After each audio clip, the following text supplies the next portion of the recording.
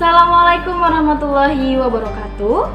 Hello my student, how are you today? Kita kembali lagi dalam pelajaran biologi. Kali ini kita akan membahas tentang jaringan pada hewan. Ingat ya, jaringan pada hewan dan manusia itu sama. Oke? Setelah minggu lalu kita membahas tentang jaringan pada tumbuhan. Langsung saja kita masuk pada materi kita. Kalian harus mengenal struktur dan jaringan pada hewan. Ya, apa aja yang akan kita bahas di dalamnya. Yang pertama, kita harus mengenal beberapa jaringan pada hewan, ya. Di dalamnya ada jaringan embrional, ada jaringan dewasa, ada jaringan epitel, otot, jaringan saraf, jaringan penguat, dan jaringan lemak. Nah, setelah kita mengetahui semua jaringan ini, kita juga akan membahas tentang organ pada hewan, organ luar dan organ dalam, kemudian sistem organ pada manusia, setelah itu sel punca, dan terakhir tumor dan kanker yang terdapat pada manusia. Next. Jaringan embrional itu dibagi menjadi 3 tahap. Di dalamnya ada pembelahan, ada granulasi, dan ada organogeni. Ya, ada organogeni. Nah, pembelahan itu yang bagaimana, Miss? Pembelahan itu zigot, dimulai dari zigot, ya. Kita manusia itu dimulai dari zigot. Hewan itu dimulai dari zigot, beda dengan tumbuhan, ya, Nak? Nah, zigot akan membelah dan tumbuh menghasilkan sekumpulan sel yang memiliki bentuk dan fungsi yang sama, disebut dengan jaringan. Ingat ya. Setelah itu, granulasi, sel-sel jaringan membelah yang sebagian melakukan perpindahan posisi atau migrasi, ya. Setelah itu, organogeni, sel-sel jaringan embrional akan membelah dan berinteraksi dengan sel-sel jaringan lainnya, membentuk organ tubuh. Organ-organ yang dihasilkan yaitu ektodrem, mesodrem, dan endodrem.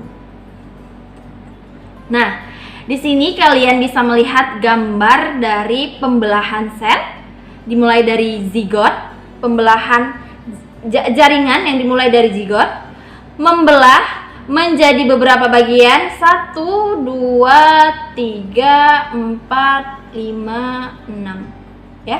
Nah, bayangkan ini kalian, ini hewan sama pembelahannya sama seperti manusia. Nah, bayangkan ini kalian. Nah, setelah dari tahap 8 sel tadi ini, ya, kemudian menjadi pembelahan lagi seperti ini, menjadi banyak. Kemudian menjadi yang namanya blastula atau bola-bola berlubang. Ini dia gambarnya, ya. Kemudian blastosol. Nah, bola yang tadi bulat menjadi seperti ini. Ini perkembangannya dari zigot tadi membelah. Nah, maka jadilah blattosel. Ya. Di dalamnya ada arkenteron, endodrem, exodrem, dan blastodrem. Ya. Next, kita lanjut. Nah, jaringan embrional ada 3 lapisan. Ektodrem, lapisan paling 2, mesodrem, tengah, endodrem, dalam. Nah, lapisan paling luar itu akan berkembang membentuk jaringan saraf, jaringan penyusun, indera, dan jaringan kulit, ya. Nah, berarti yang paling luar dari jaringan itu, anak-anak ini semuanya disebut dengan ektodrem. Kemudian, maka kita masuki yang namanya mesodrem. Mesodrem, lapisan tengah ya, Nak. Nih, tengah. Maaf, iya, tengah. Akan berkembang membentuk jaringan yang membentuk alat peredaran darah, alat gerak, alat reproduksi, alat ekskresi, lapisan dalam kulit, dan kelenjar-kelenjar kelamin, ya. Kemudian yang terakhir itu lapisan paling dalam akan membentuk lapisan usus, hati, pankreas, dan saluran pernafasan. Sifat dari totipotensi pada jaringan itu sendiri, jaringan embrional khususnya pada hewan, sel yang memiliki potensi dapat membelah dan tumbuh menjadi jaringan atau membentuk organ yang terbatas sehingga belum mampu menghasilkan individu utuh yang lengkap organ tubuhnya. Sel totipotensi dapat memiliki sifat lebih khusus menjadi pluripotensi sel, yaitu kemampuan sel untuk menghasilkan banyak sel anak, ya. Ingat ya, pluripotensi itu apa? Kemampuan sel untuk menghasilkan banyak sel anakan. Namun tidak sel-sel anakan diperlu untuk pengembangan organisme, ya nak. Nah, sedangkan multipotensi menggambarkan sel-sel progenitor yang memiliki gen aktivasi potensi untuk berdiferensiasi menjadi beberapa sel, tetapi terbatas pada jenis tertentu. Oligopotensi yaitu kemampuan sel-sel progenitor untuk berdiferensiasi menjadi beberapa jenis sel. Dan ada yang terakhir itu unipotensi, yaitu konsep bahwa satu sel induk memiliki kemampuan untuk berdiferensiasi menjadi hanya satu sel saja. Nah, setelah itu kita masuk pada jaringan dewasa. Jaringan dewasa di dalamnya ada jaringan epitel, ada jaringan otot, ada jaringan saraf, kemudian ada jaringan penyongkong, dan terakhir ada jaringan lemak. Nah, ini gambarnya.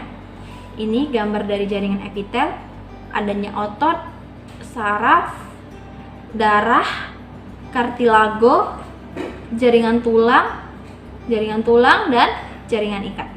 Langsung saja kita masuk jaringan epitel. Di dalamnya itu ada epitel pipih, epitel silindris, ada epitel kubus, ada epitel transisional, epitel kelenjar. Nah, di dalam semua judul epitel ini mereka terdapat lagi bagiannya. Ada pipih selapis, ada pipih berlapis, silindris selapis, silindris berlapis, ada kubus selapis, kubus berlapis, dan yang terakhir ada kelenjar eksokrin dan kelenjar endokrin. Oke, kita masuk pada jaringan epitel. Kalian harus memahami dulu jaringan epitel itu apa. Jaringan yang melapisi permukaan dalam dan permukaan luar suatu organ, ya. Seluruh jaringan epitel terletak pada suatu lamina basalis atau lapisan membran basal yang memisahkan epitel dari jaringan ikat di bawahnya, dari pembuluh darah dan dari jaringan saraf. Nah, di sini kalian bisa membaca jaringan epitel memiliki ciri-ciri sebagai berikut.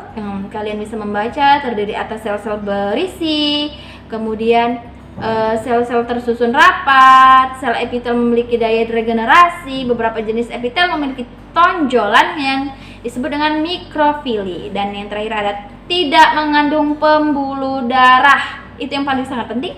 Tidak mengandung pembuluh darah dan pembuluh limfa, sehingga nutrisi diperboleh secara difusi dari cairan jaringan ikat di bawahnya. Nah, jaringan epitel sendiri itu memiliki beberapa fungsi. Kalian bisa membaca pada slide Miss, ya. Kemudian kita kenal yang dinamanya lagi lanjut, yaitu jaringan otot.